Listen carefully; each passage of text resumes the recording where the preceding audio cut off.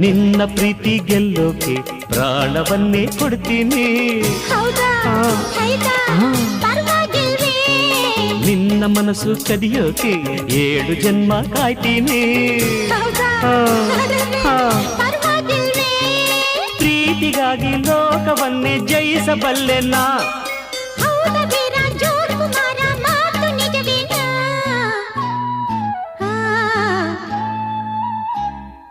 ಚೆಲುವೆ ಒಂದು ಕೇಳ್ತೀನಿ, ಇಲ್ಲ ಅಂದ್ರೆ ಕೊಡ್ತೀಯಾ? ನಿನ್ನ ಪ್ರೀತಿ ಮಾಡ್ತೀನಿ, ಹೇಳೋ ಕೆಲಸ ಮಾಡ್ತೀಯಾ?